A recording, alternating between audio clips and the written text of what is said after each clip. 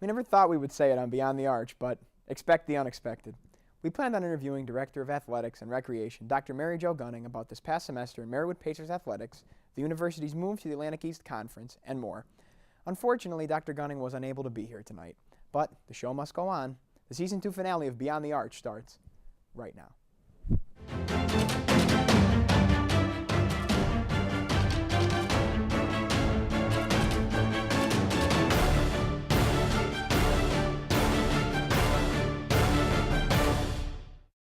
Throughout this season on Beyond the Arch, we spoke with several Marywood Pacers student athletes. Tonight, however, we shift to the most pressing issues facing Marywood athletics. We're going to put this show's creator in the hot seat to discuss these topics. The first being a breaking news story affecting the Marywood's women's basketball program. We have more after the break. You know what, guys? There's a lot of tree branches and dry brush over here. We should probably move the bonfire over there.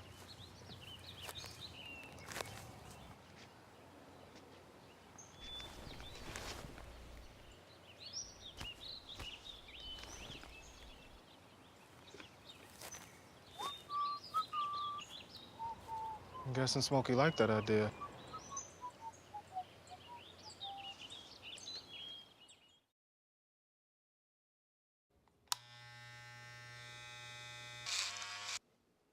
You've messed up your son's haircut. Mom? Do you A, try to fix it, Like it never happened. B, work with what you got, or C, show solidarity? Thank you, baby. As a parent, there are no perfect answers.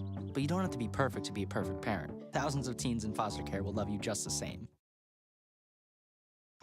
This is the story of a boy who is very sensitive to lights and sounds. So he built secret hiding places where nothing could get in. The boy didn't like looking people in the eye. It made him feel uncomfortable. One day, he found out he had something called autism. His family got him help, and slowly, he learned how to live with it better. Early intervention can make a lifetime of difference. Learn the signs at autismspeaks.org. So who's going to do what? I'll pack the dead batteries. Great. I'll only put what I don't need into a duffel bag. Perfect. That's totally unhelpful. No problem. Meanwhile, I will try to comfort everyone by speaking in a calm voice. And who is going to handle supplies? I can forget to do a list for us. Thanks, pal. We couldn't be any less prepared. I'm proud of you guys.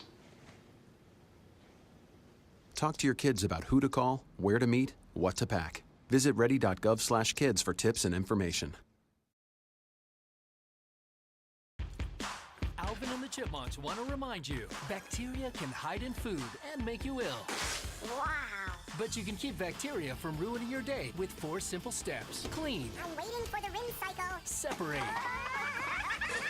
Cook. Fire in the hole! And chill. We chipmunks are notoriously tidy. Check your steps. The road trip to food safety starts at foodsafety.gov.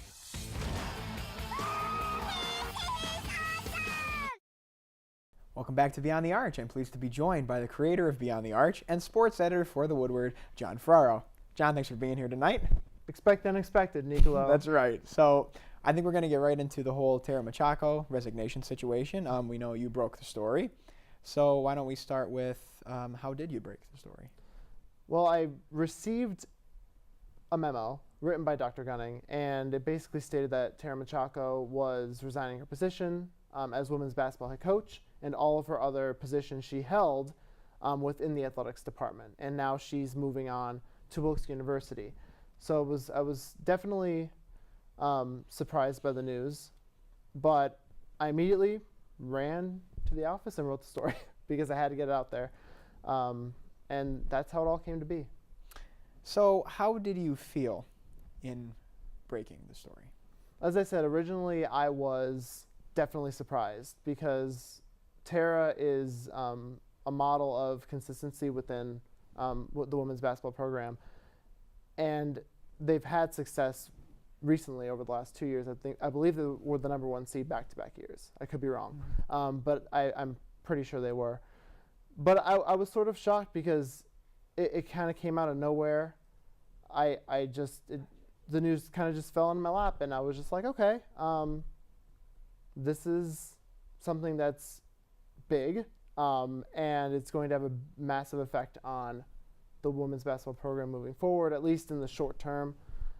That's always kind of a big deal when you're switching coaches, especially of her tenure with us. So why don't you elaborate on that then? It's a nice little segue here. You talked about how it's going to affect the basketball team, so why don't you take us through the impact on the team and maybe on the athletic department? Yeah, and in my opinion, I don't want to say it's going to have an effect because we don't know. Right. It could be a seamless transition of power. But I think when you're in this time of transitioning to another conference, the Atlantic East Conference in the fall, every team is going through that, every program here is going through that, but you would like to, in an ideal world, keep your coach, at least, for that transition period. Right. So it sort of puts the university in a position to try to go and hire a coach and then have that coach transition with Tara's players.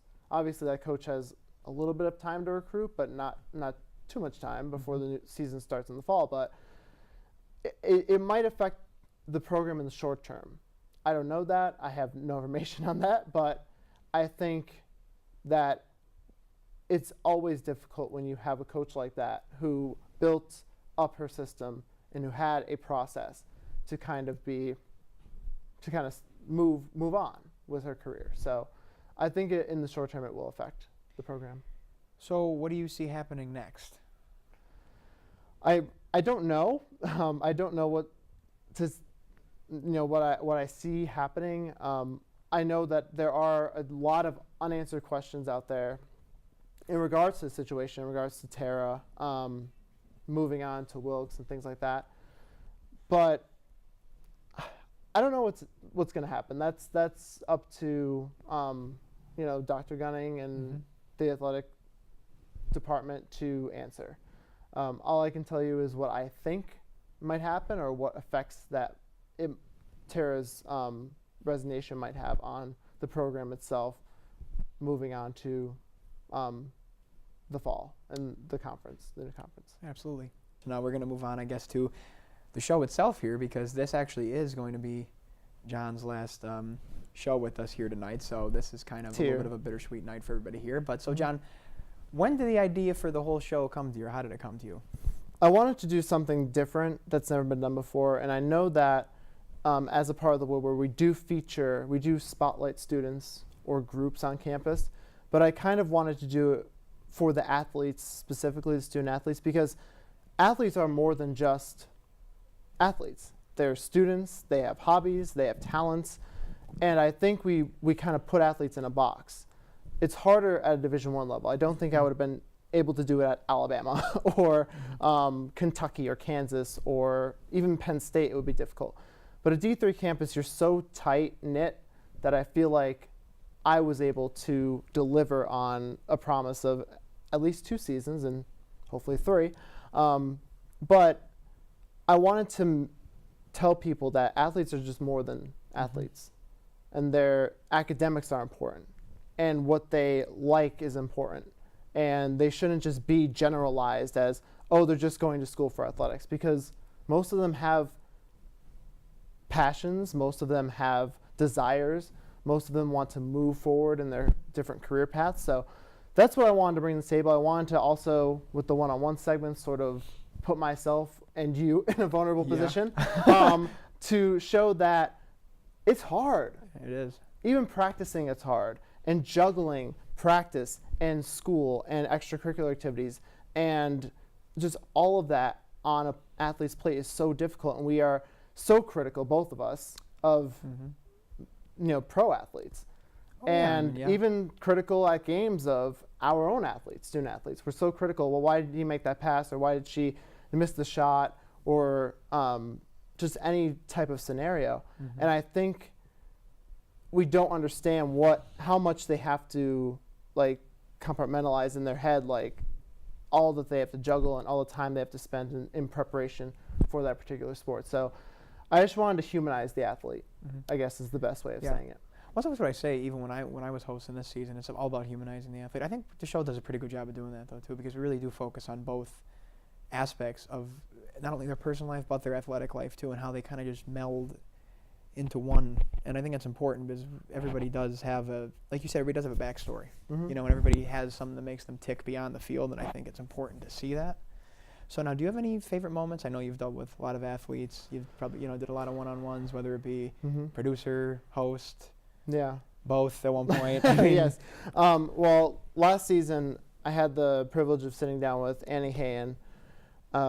She actually writes her own music. She plays 2 sports here at Marywood, and then on top of that, she's a singer-songwriter, and she actually performed for us. Now, all my interviews that I've done, specifically when I'm one-on-one with the athlete, because I did have both basketball teams on, 3 athletes apiece, so it was kind of difficult to really go one-on-one. But when I had the individual athletes like Dejon Bennett, Julie Youngman on the show, it was nice to just get to know that one person. But then Annie performs too, and she performed for us live on the show. And that was great to hear kind of the backstory behind her songs and why she was inspired and how she was inspired to sing. And that she's probably one of the most perfect examples of more than an athlete. Absolutely. She can sing, she can write, she's dual sport, she has her major that she's juggling as well. So that was probably my favorite athlete. All right, well, John, you answered it all. Yes. Thanks for being here very much. All right, and we're going to wrap up season 2 of Beyond the Arch next. You know what, guys? There's a lot of tree branches and dry brush over here. We should probably move the bonfire over there.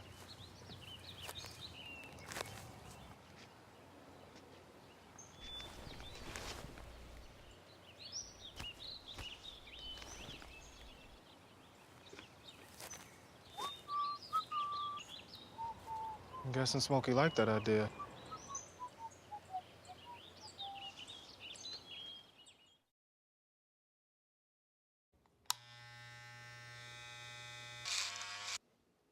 You've messed up your son's haircut. Mom? Do you A, try to fix it? Like it never happened. B, work with what you got? Or C, show solidarity? As a parent, there are no perfect answers. But you don't have to be perfect to be a perfect parent. Thousands of teens in foster care will love you just the same.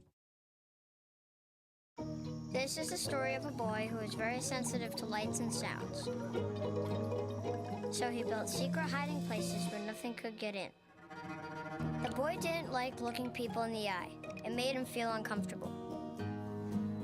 One day, he found out he had something called autism. His family got him help. And slowly, he learned how to live with it better. Early intervention can make a lifetime of difference. Learn the signs at autismspeaks.org.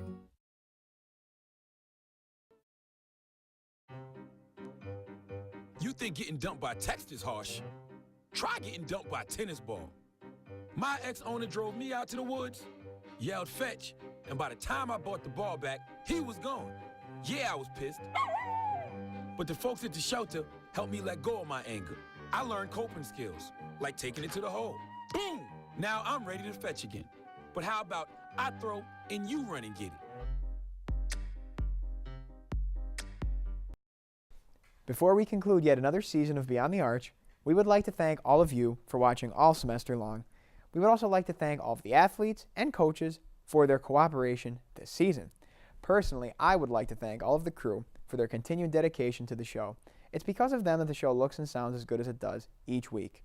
Finally, tonight is a bittersweet night at Beyond the Arch, as we bid farewell to the show's creator, John Ferraro. I'm sure I can speak for everyone when I say that his time and dedication put into the show is unmatched.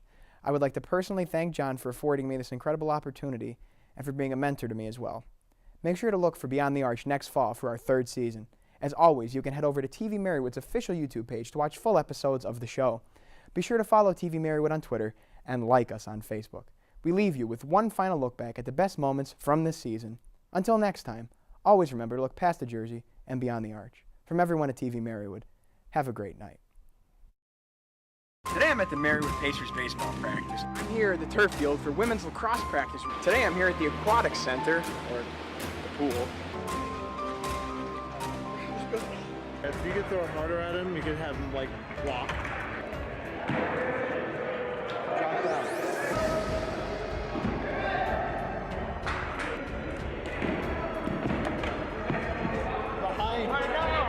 No, now I understand why they don't expect catchers to, you know, go crazy at the plate. You have enough to worry about behind it. Yeah. I'm good. It's like you're feeling good.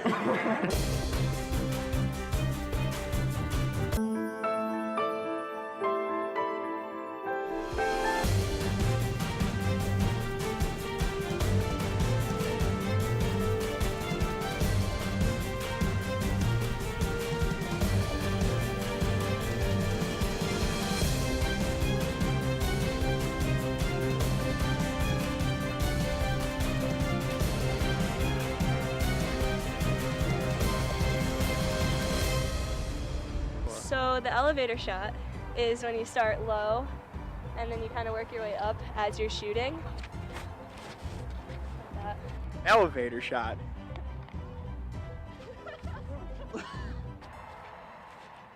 Off the crossbar. Really? Really? We'll do this again? Until you make it. Oh, wow. Well.